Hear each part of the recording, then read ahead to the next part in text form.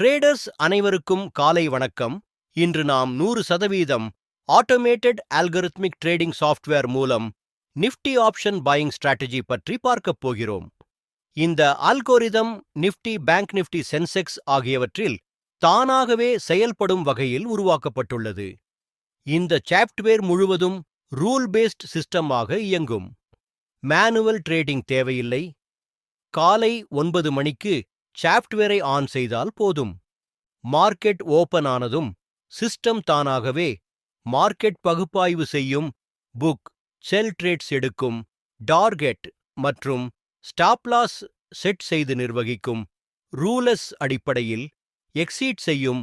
ஒருமுறை ஆன் செய்த பிறகு ட்ரேட் செல் எந்த மேனுவல் இன்டர்ஃபெரன்ஸும் செய்ய வேண்டாம்.